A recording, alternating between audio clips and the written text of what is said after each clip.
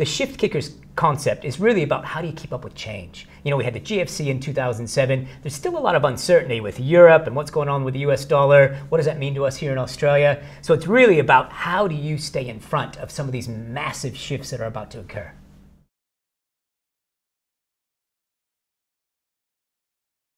Shifting for the future is so relevant right now because people are not sure what the next change is. You know, in 2007, everybody knew it was going to get bad.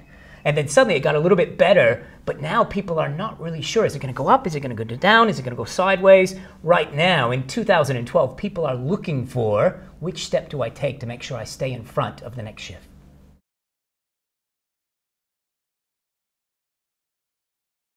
The Future Thread team are an amazing group of individuals that actually come together and blend their wisdom to help organizations kind of stay on the front foot. We've got a futurist, we've got somebody that focuses on conversations, we've got somebody around networking, we've got somebody that looks at storytelling and culture. This collective group actually probably has about 150 years of collective wisdom that people can tap into. It's a very, very unique group of people that can come together and not just work together, but share those great ideas to help you stay in front of the next shift.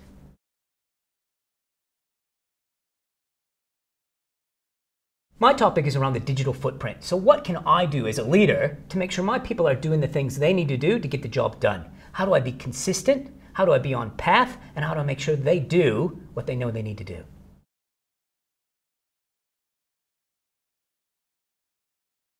The digital footprint is what you use as a leader to actually identify your strategy moving forward. There's 5 key variables that we look at. More importantly, we look at the speed or the pace that you need to use to actually deliver those 5 areas to your people.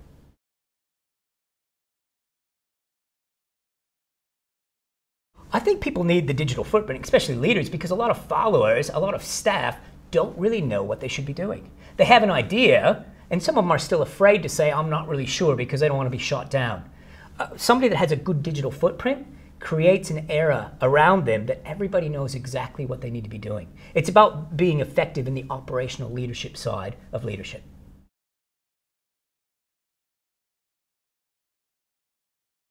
I think one of the biggest needs is a lot of leaders aren't really sure what to do next. I was just talking with the Director General a couple of weeks ago and talking with her about their strategy for the next 12 months. They're not really sure what to do.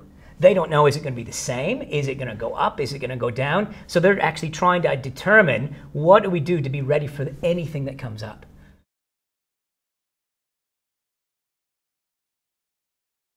Most managers and leaders are terrible delegators. They just say, just do it. One thing that I'll unpack during the conference is what are the 4 different levels that you can use to actually get people to not just understand what you want them to do, but be inspired and motivated to go above and beyond what you were expecting. So that's one piece that I'll look at. Another piece is going to look at what are the digital footprint. I'm going to weave in some of my Native American tracking background and looking at an actual footprint and how that relates to today's digital leader.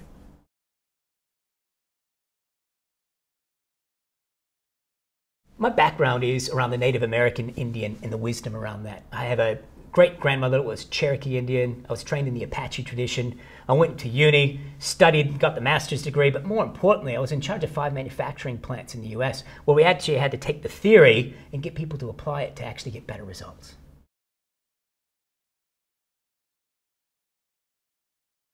For me, to get my message out, there's a couple of different ways. I either tell, I show, or I ask. A lot of my telling is around the speaking. I've actually authored some books as well.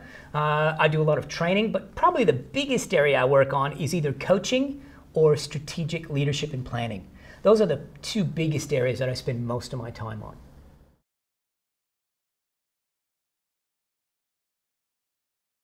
My point of difference is really, rather than just talking about some of the theory, it's about being practical. I like to blend things that are real and actually apply them and work with people to make sure that they get it right.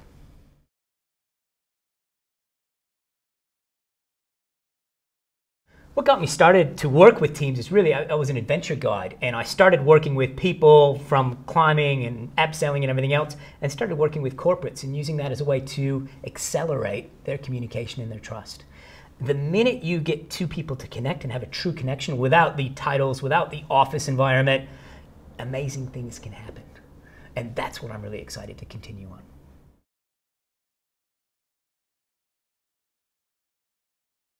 The biggest thing for me is I'm just curious. There is so much to learn, there's so much to understand, and more importantly, there's so much to share. So much of it isn't just about me, it's about the group of people that I hang out with, including the Future Thread group. Some of the conversations we have and some of the new aspects that we come up with will blow most people's minds. So it's not just about what I do, it's about the company that I keep and how I share those messages.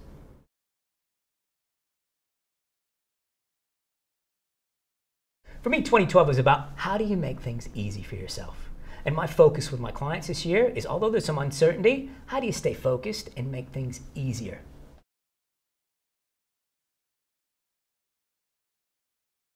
There's a lot of executives out there right now that in the next 12 months, there's going to be a lot of uncertainty that probably won't have the position they have right now. Maybe by choice, maybe not. It's important that you get clear on what this next shift is and that you position yourself as the thought leader within your organization to make sure that you are still left standing in 12 months' time.